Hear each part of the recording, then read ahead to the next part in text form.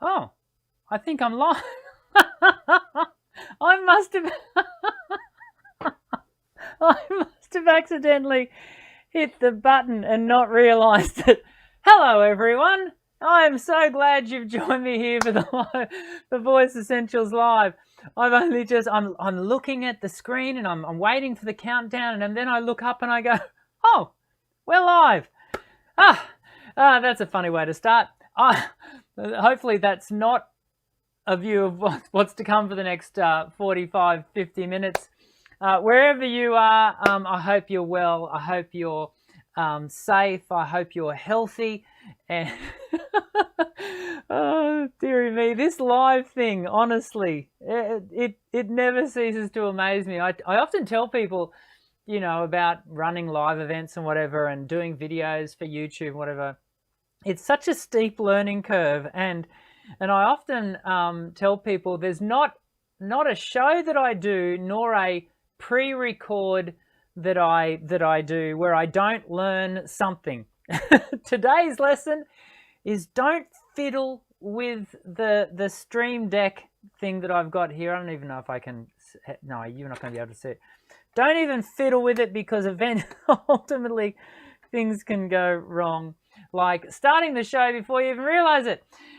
Today we're going to do a Q&A. I had hoped that we would do a live song review, but alas, we don't have a participant. I'm so keen to do these live song reviews with you all, but of course we can't do them if we don't have someone to participate. Now, Linda sent me an email this morning. Linda is our wonderful moderator who sits in our live chat, and she's moderating the live chat as we speak, and she does that every week for us as a community, which is just, we're all so very grateful to Linda. But Linda sent me an email, as she does every Monday morning. Just we discussed getting ready for the show and the Q&A. And she said maybe she could, don a handlebar mustache and come on and do the live song review. As much as I would love to have Linda do the live song review again, I'm super keen to have someone like one of you wonderful people join me live here on the show, and come on to the live show and participate in essentially what is a free singing lesson.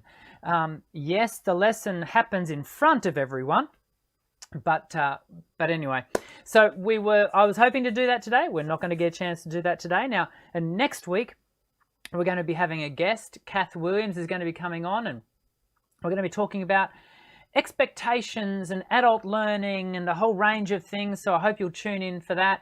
But I also, do you know what? I started off the day, this is what I found in my email. If I can let me just make sure I hit the right buttons. Now, this is what I found in my email today. I get feedback about the online course all the time, but this just gave me a little bit of a boost today. I wanted to share it with you all.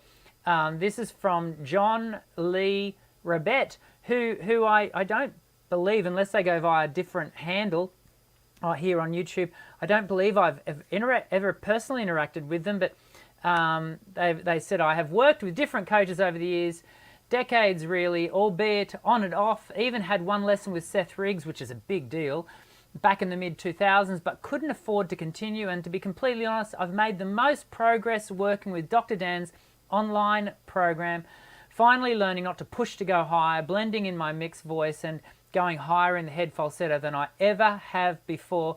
I realize that there's a lot to learn and apply.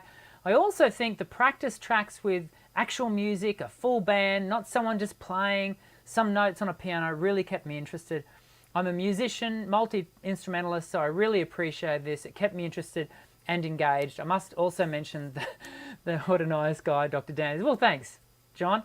And he then goes on to make some other comments, which I thought were best not shared as a part of the show. But look, I sometimes I get really chuffed at how the online course and my lessons are helping people.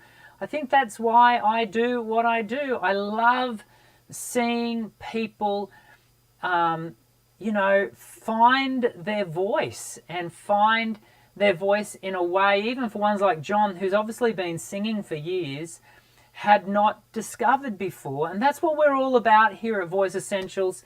Not only here in the live show, which we do every Monday at 1 p.m. Australian Eastern Standard Time, but of course in the online course, in the Facebook community group, which you can participate in. You know, this is what we're about, is developing our voices, improving our song, and feeling comfortable in our own skin. That's the key.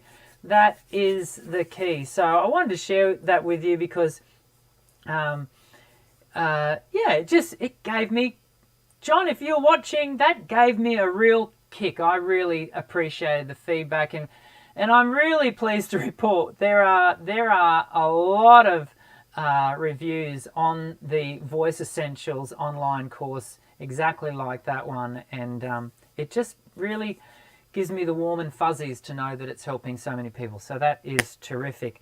And incidentally, you can, currently there's a COVID special on that. That's actually a really crass thing to say, Daniel. There's nothing special about COVID at all. Due to COVID, I've taken a 30% cut off the price, so you can save $50 and start Voice Essentials 1 now. Apologies for my very crass turn of phrase. There is nothing special about COVID, things are not good, are they? But we keep soldiering on. We are going to do Q&A today. What a funny start to the show. Very, very unusual. But hopefully, hang on a second, let me see if I can clear this. Hopefully it's going to improve. Here we go.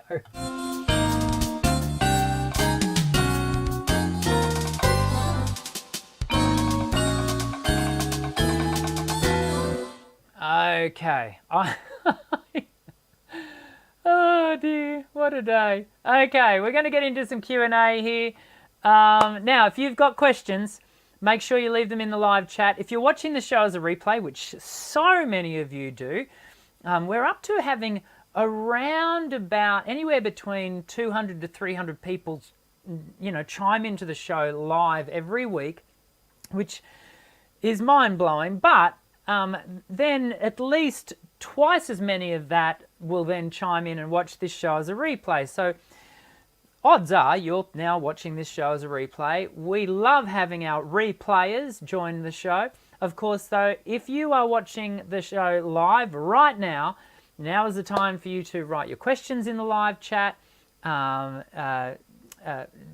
Linda is going to she collates your questions, puts them into a document that I can see off to my side here, and then we, to the best of my ability, I answer those questions.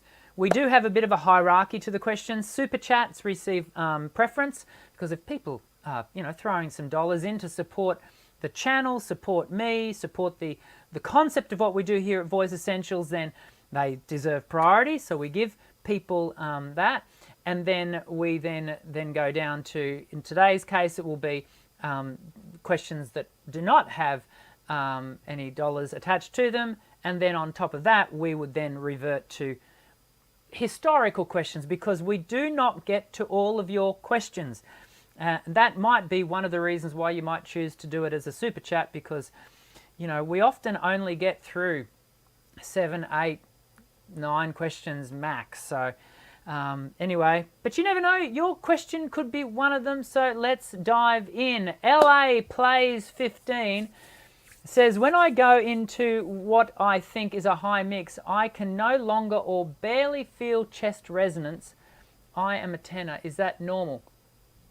Yeah, that is kind of normal. LA Plays 15.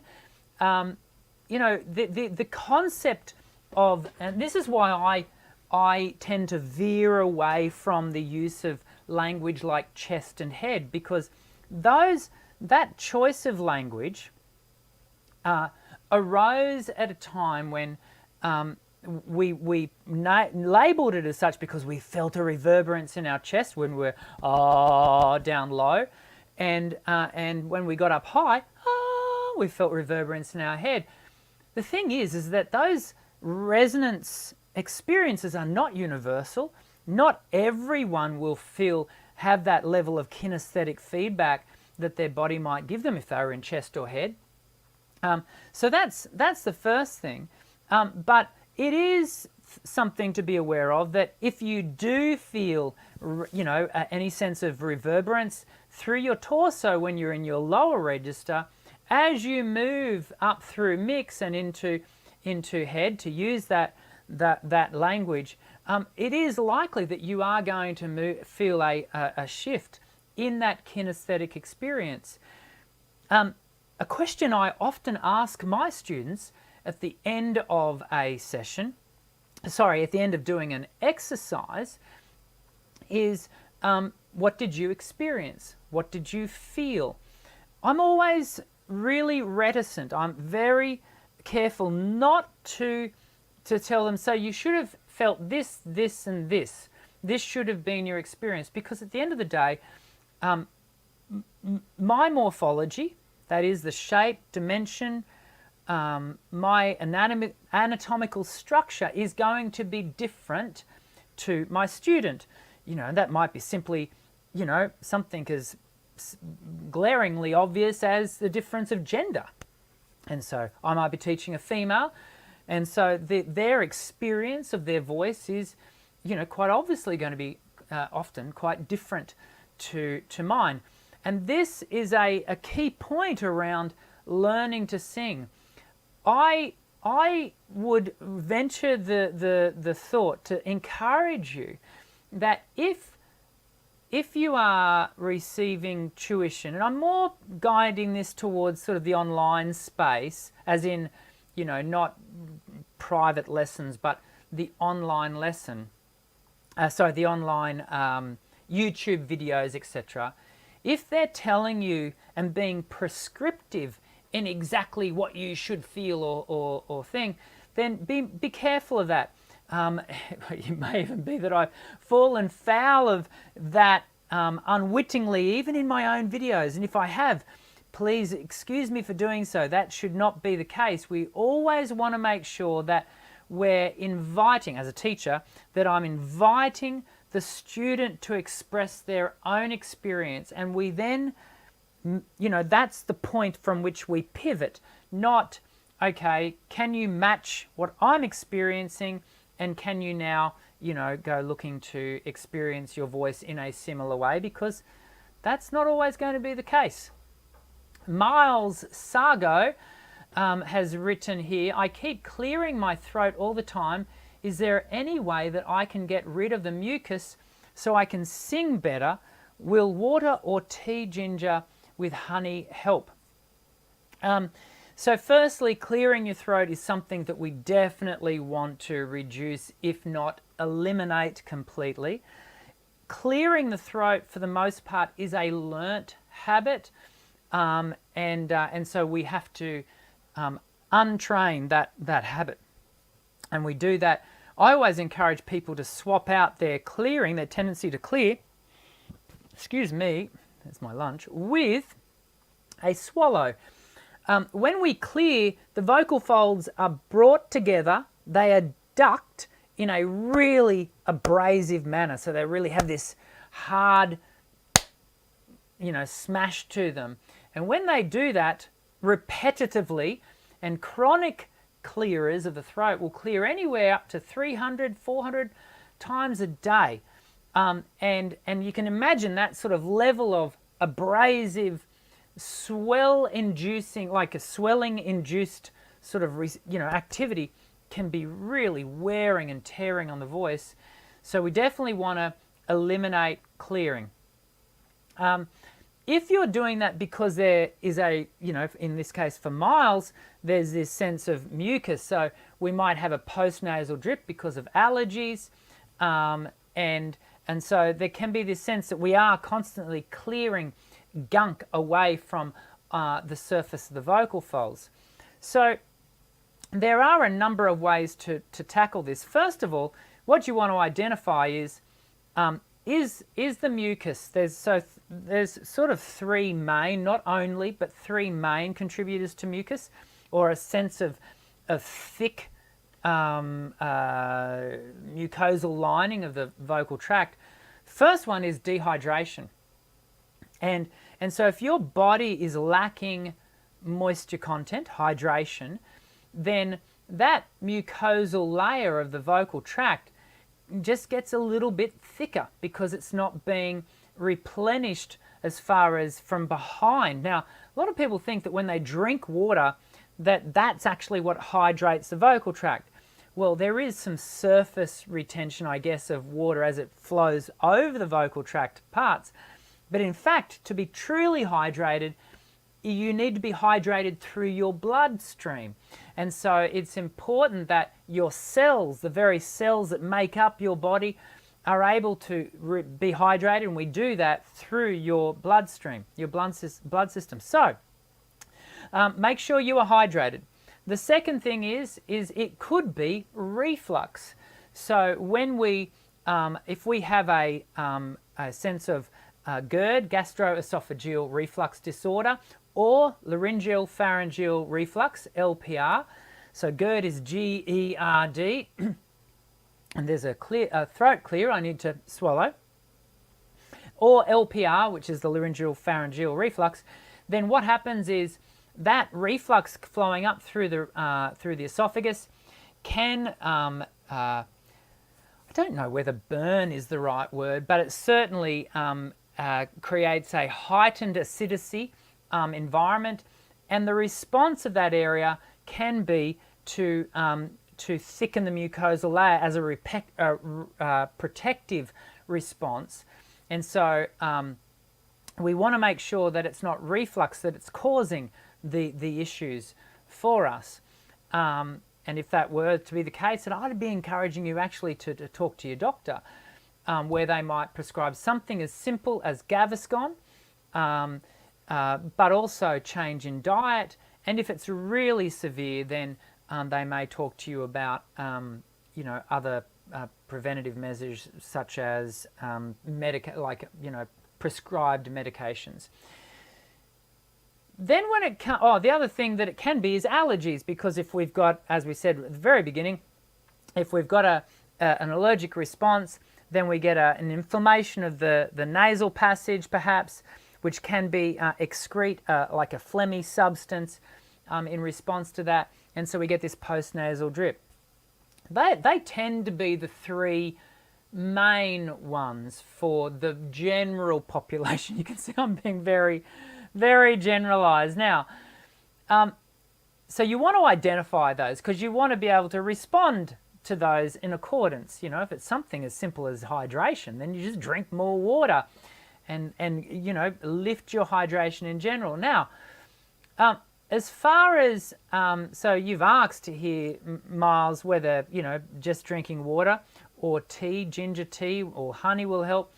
The things like ginger tea and honey, they can be helpful on a kinesthetic level. They can give you a soothing sensation, but notice that, even the clearing of the throat, I was encouraging the idea of learning to swallow as opposed to clearing. Well, every time you drink some water, what do? You swallow. Of course, we don't have to drink something external to get that swallowing action happening. We swallow our own inside gunkiness all the time. And so just swallowing, what that can do is help to relieve that sense of perhaps built-up constriction that may have come from that abrasive activity of clearing the throat. So I hope that answer helps. Liesl Chester, wondering about a diaphragm extension post-childbirth. Mine doesn't look the same, but I know that it is working. What can I do to improve? Diaphragm extension post-childbirth. So I'm not certain. I've not come across this particular issue, Liesl, where the diaphragm extension, if you're talking about the fact that the baby has occupied the lowest, well, they've occupied the womb, but as that baby has grown, has there been this sort of really upward movement of the baby up into underneath the diaphragm, and it's caused the diaphragm to be extended? I'm not sure whether that, maybe Liesl, if you want to just clarify that for Linda, and Linda, if you can come back to that for me, because I'm not 100% certain on what's being asked there.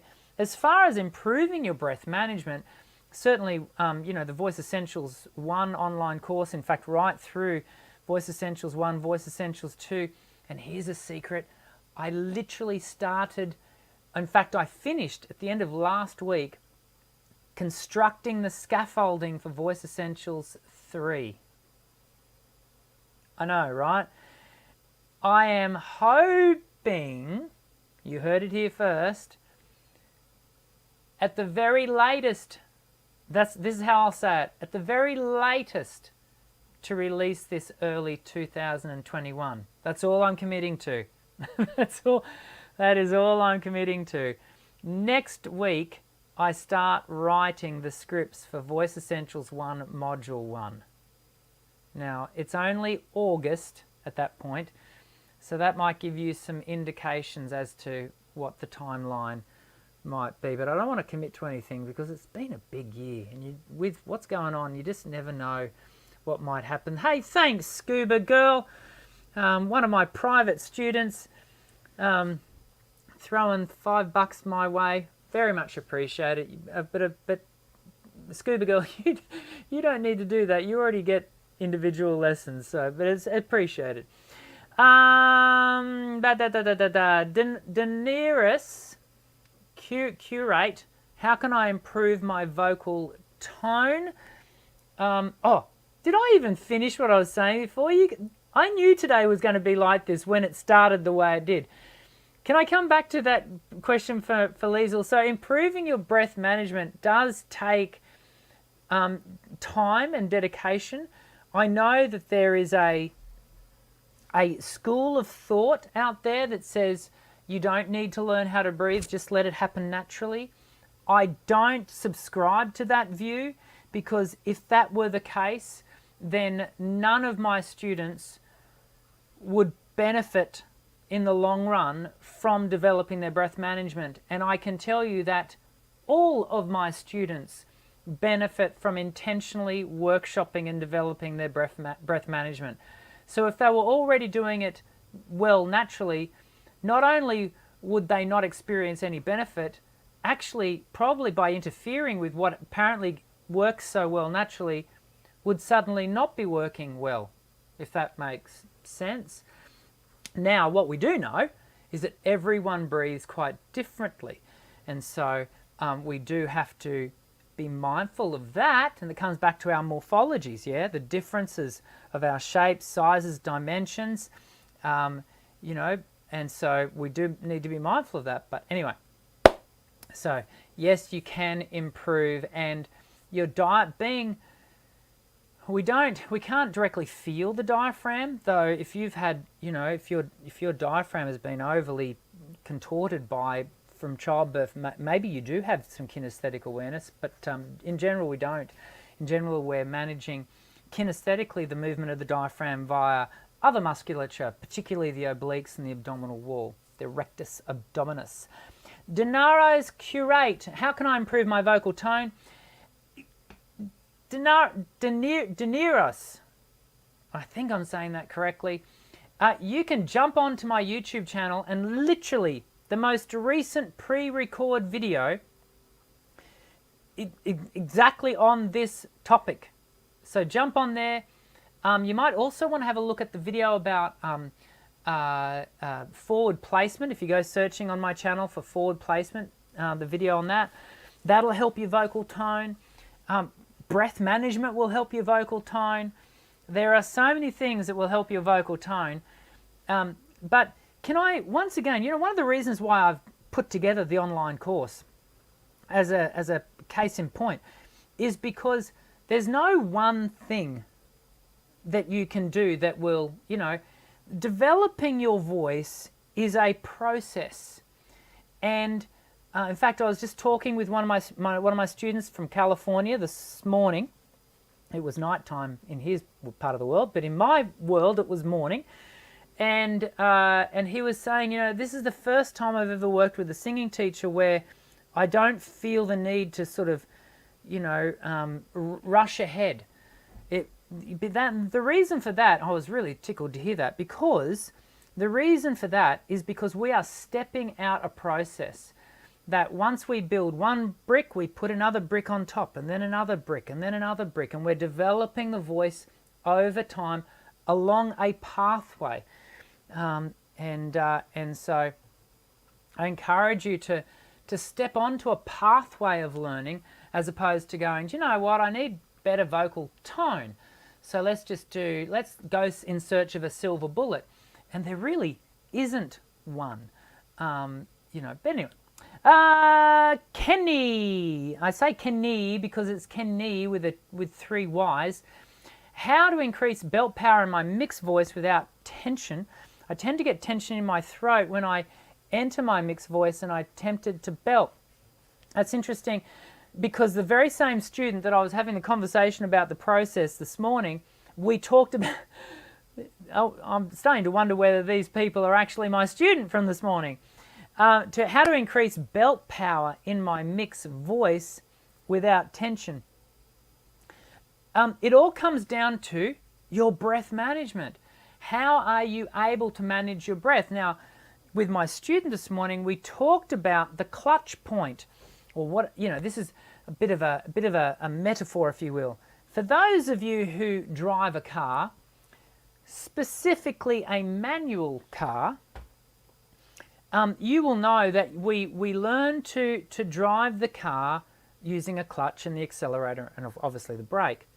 Now, when we go to do a hill start, you can actually get a point, what's called the clutch point, where with just the right amount of accelerator and just the right amount of clutch, so as in you've not let the clutch all the way out, so you're not rolling up the hill, as in you're not moving forward, but equally you're not rolling back, but you no longer have the brake on. And that's called the clutch point. At least I think it's called the clutch point. I'm not a mechanic. And so we can get this balanced point where we've just got just enough of everything to actually hold the vehicle in place. And in many respects, when we're developing our things like belt, when we're developing better breath management, better tone, we are in constant search for these Goldilocks zones, these not too much, not too little, these clutch points. But the only way to develop what is a really nuanced position, because you've got to remember, this clutch point is changing all the time, dependent on volume, whether it's a belt note, dependent on where you are in your range, whether it's, what did he say here, when he's in his mix, where the registrational balance is, what the vowel is. There's so many variables. This is why learning to sing is such a challenging thing, is because we're constantly in search of these Goldilocks zones, these optimal settings. And so that sense of getting tension into your throat, Kenny, is almost certainly, you can, for those of you who've been watching this show long enough, you guys already know this, guys and gals, but if you're new to the show, I'm always very careful to not use absolute categoric language, because in the world of learning to sing, there are so many, exceptions to the rule. So we dance around the rule, acknowledging the exceptions. And so it's almost certainly that if you've got too much tension, that you have a thing what's called too much PTP, too much... my brain's just gone blank. There's two things, PTF, PTP, phonatory threshold pressure, PTP, and phonatory threshold flow. It may well be that you don't have enough flow but in turn you've created too much pressure. And so that's that clutch point, that accelerator and clutch that we're talking about. I'm bad at singing. Well, that's the handle that I'm reading here. The person's called themselves "I'm bad at singing." Hello. I hope you're doing great. I'm doing well now that we're now that we got over the way I started today's show. I'm doing better. My question is, I really think my voice sounds ugly, and I took your advice and started learning about pitch a few days ago, but I'm still very bad. Well, that's because it's only a few days ago. This learning to sing thing, it takes a long time. And I know that we live in a world of immediate gratification. But it doesn't work that way. It just doesn't. And I know that we see this concept,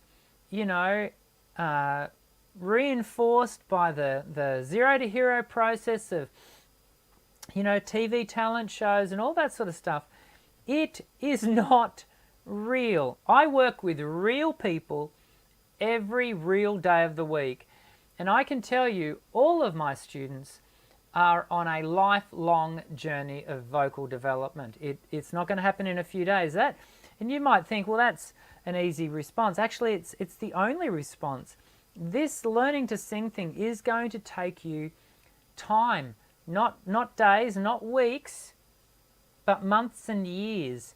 And so, I'm bad at singing, sanging, I should say. I'm bad at sanging is the handle. Can I encourage you to go the journey? And can I tell you, the journey is more often the road less traveled. And the reason it's less traveled is because so few people are willing to go the journey. And so I encourage us all here at Voice Essentials, go the journey. Don't circumnavigate the journey. The journey has far too much to teach us. But if you go the journey, the results are there to be had. And so that's what I'd be encouraging you to do. Go the journey.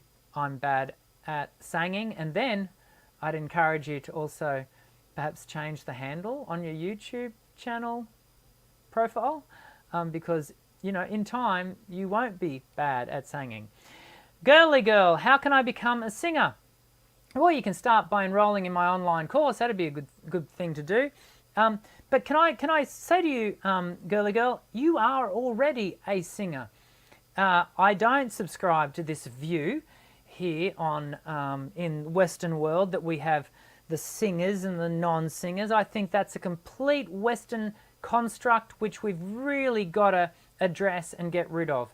We are all born singers. Now, there are sadly those few instances where anatomically we're not able to, whether that be through the condition known as amusia, where the person is clinically tone deaf and therefore they're unable to register pitch, and so that makes it very difficult to sing. But actually that group is an incredibly small, less than 0.1% of the population. Like, it's a very, now that I say a statistic, it's a very small group, right? And you are almost certainly not one of them. If you can hear the difference between someone saying happy birthday and someone singing happy birthday, if you can identify the difference, you are not tone deaf. You may have a challenge between being able to replicate that change in pitch into the larynx, but that's a different issue. And so learning to become a singer is firstly going, I am a singer. Now, how do I improve my ability to sing? It's a bit like me saying, I am a runner. Now, I'm no Usain Bolt, right? But I can run. I at times might even look awkward when I run, that I can run. And if I was to do some training with a great running coach, I would almost certainly be able to improve. That doesn't mean I'm going to become Usain Bolt just because I get some coaching. And for you as a singer, just because you get some coaching doesn't mean you're going to become Beyonce. But you can improve. You can realize the full potential of your own instrument. And that, there's nothing more wonderful, in my humble opinion. Sophie Grande, hey, I am 10 years old. Hey, Sophie, it's so good to have you as a part of our show. And I just wanted to ask you that are there any online vocal lessons pre-recorded, or do you give the lessons live? My dream is to become an international world famous singer one day. That is a big dream, Sophie, Sophia, I should say, and Sophia, I do provide private lessons. I don't teach young people until here in Australia until around about grade 10. So you'd have to be another 5 years older, Sophia. And that being said, I don't teach. It's just enough to tell you because you're 10, so it doesn't. Any other information is sort of irrelevant. And I would be encouraging you to participate in your school choir if you can. So make sure that you do that. Participate in, if maybe school has a glee club, or and I'd encourage you to participate in any drama activities that you might, because that'll help you with your performance. If you can, Sophia, I would be learning an instrument. Now, I really highly recommend learning piano as a person who wants to sing professionally. And then allow your dreams and your love of music and your love of singing to grow from there. That's what I'd be encouraging you to do, Sophia. It's so good to have you as a part of the show. Thank you for your question.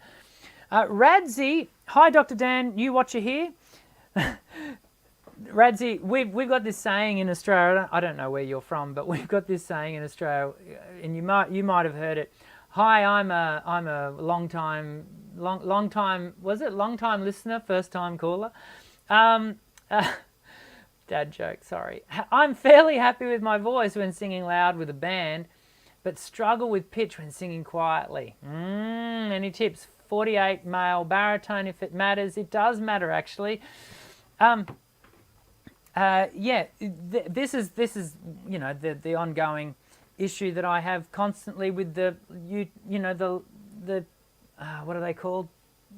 Talent shows, is that what do we always hear them doing? Singing loud, typically no longer than 90 seconds, and always really high. And the funny thing is, people often hear that. It's got a lot of wow factor to it. The funny thing about that is actually probably the easiest thing for an amateur singer to do. Now, it's not easy for that same singer to then sustain it and to do it 5 nights a week for 3-4 hours a night. But nonetheless, for 90 seconds, it sounds impressive when you're loud and you're high.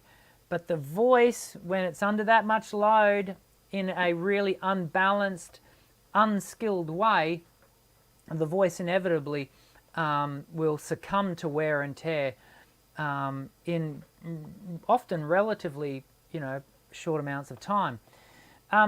So one of the challenges, Radzi, is to actually improve better balance, and it partly comes back to retraining the muscles to not only operate under load. And that can take time. At the age of 48, similar age to myself, it would take the voice some time to relearn the way it mechanically applicates, the way it operates, and certainly the Voice Essentials online course would and will help you with that. And so I'd encourage you perhaps to enroll in that and go really take really pay attention to the balance that I encourage throughout that course, the balance of pressure. And we do look at volume, but even when we look at volume around the subject of belt, we're still always being mindful of balance, and not pushing and over driving the voice. Now I'm coming back up to Liesel's question. She's saying that this is the question around childbirth and the diaphragm. She's saying, extended in breath, my belly is flattened at the front and rounded at the sides. Is this new morphology fixable? My belly is flat at the front and rounded at the sides. I assume that the muscle is torn. Well, I'm going to not respond further to you, Liesel, simply because I think this is something that you, firstly, I've got no way of diagnosing and would never deem to diagnose whether you've got torn muscle or whatever. It may be an area for you to discuss with your obstetrician. If you're concerned about torn muscle, then I would dare say some level of radiography might be required to ascertain whether there's tear in the muscle, and then almost certainly that may require some physiotherapy, some allied health activity before anyone like myself engaged in the process with you. So I would direct you back to your obstetrician, and talk to them first and foremost.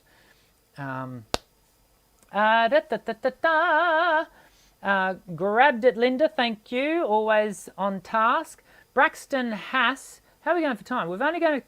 Do you know what? We're going to get 2 more questions in. So, if you absolutely need your questions answered, then I'm going to have time for 1 more super chat, or I'm just going to answer the next 2.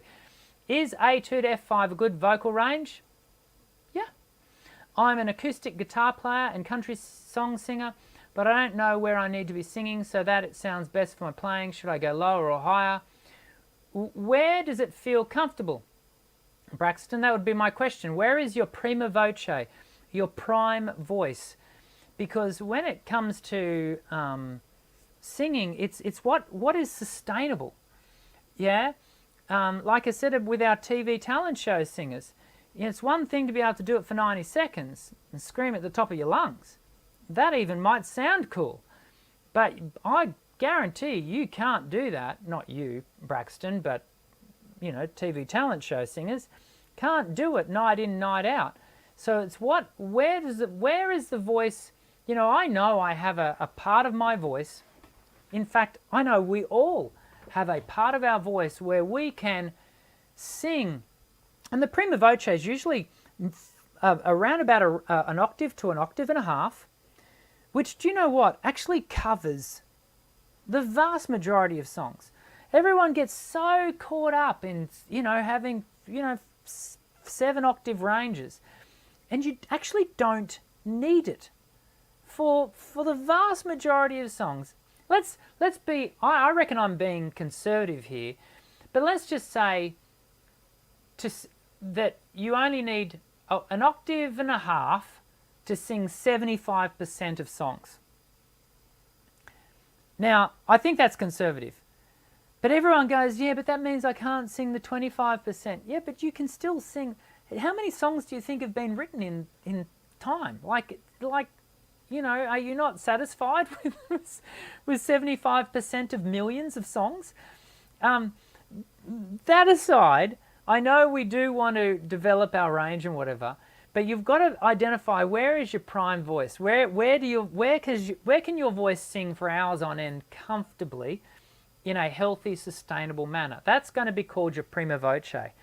And then we have our seconda voce. These are very classically derived terms. Sitting, there's range extension on the top of the prima voce, seconda voce, and down the bottom. Both ends of the prima voce. So it's identifying, where do you feel most comfortable. Now, with contemporary voice, you should always feel comfortable And you should always feel like you have permission to change keys. Never hesitate to change keys. I know there are the purists out there who say you should never do that, and in far more traditionalized genres like music theatre, for example, you know, if I was preparing a student, helping a student to prepare to go to audition for a music theatre, I would not permit them to change the key. They would need to sing which song that they're choosing to sing, like a music theatre piece, in the key that it was originally written, because that is the rules, I guess, that sit around that tradition. But in contemporary voice, man, it's up for grabs. You put it into the key, and not only put it into the key, you can change the feel, you can change the speed. You've got to feel the permission to do that. You know, one of the best ways to identify where to sing and how to sing and what to sing is to actually write your own material and write it in accordance with your prima voce. Where does your voice most comfortably sit? Now, I come back to your first point, Braxton. You say you have a range of A2 to F5. Well, that's actually a pretty good workable range. It's going to give you access to far more than 75% of things. So it's just a matter of you identifying, well, where are you going to feel most comfortable? You know, and because you play guitar, you're an acoustic guitar player, yeah, I would go looking to change keys, use the capo to do that, and go from there. I hope that's helpful.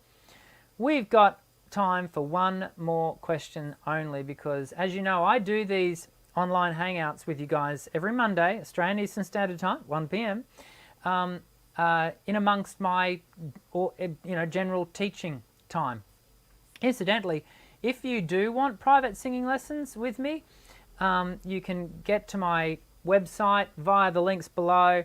You're looking for the Djarts website. I have two websites, the Voice Essentials online course website and the Djarts website, which is www.djarts.com.au. That's how you get to my online singing lessons, as in private tuition. If you're wanting a lesson, would love to spend some time with you. So give that some thought. Mark John Paul Villamore. Mark, that's a long name. How can I find my perfect mic adjustments? You know, it would be if you've got access to a friend or someone you know who, I probably should ask, I'm not sure whether you're referring to mic position or like the EQs on your desk. That is going to be determined by the type of mic you're using. Oh, here we go. Lynn, I'm about to get some clarification, I think. Am I? Oh no, Linda's just drawing a line under Mark. How can I find my perfect mic adjustments?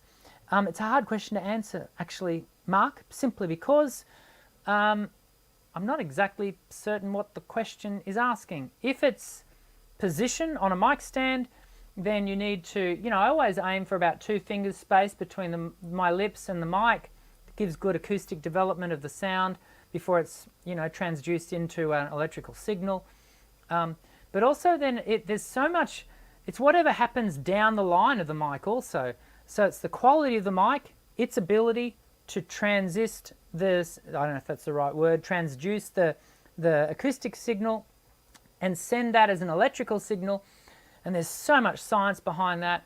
Then it's the preamp that it goes into, you know, the mixing desk that it goes into, the reverb that is put over it, the EQ.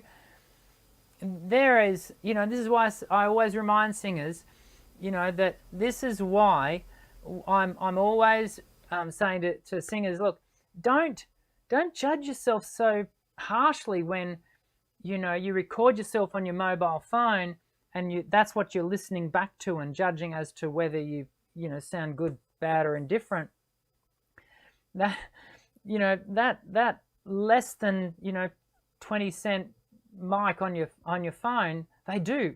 You know, over the last 10 years, they've gotten better and better and better, but they still cannot compete with a studio mic that is then being, you know, down the line, managed and manipulated in so many different ways. And so something to be mindful of. Mark John Paul Villamore, I can't help that I haven't really answered your question, but maybe next time we can just go looking for a little bit more clarity. We've got to finish. I hope you've enjoyed today's Q&A. Hit the thumbs up button if you have. Don't forget, if you're new here, subscribe to the channel. Hit the white bell icon, because that's then going to tell you, remind you, YouTube will remind you when we're going live, which is every Monday, Australian Eastern Standard Time at 1 p.m. Also, don't forget next week, Kath Williams. Now, Kath is a friend of mine, someone I've known for many years. Fabulous human being, fabulous lady, and she's going to come on and share with us her experience. She's a singing teacher. She's going to share with us her experience in working with adults, and just setting the right expectations around what should we expect when we're learning to sing. You know, our great expectations around this singing thing, if they're misplaced, then they can lead to dissatisfaction and disappointment.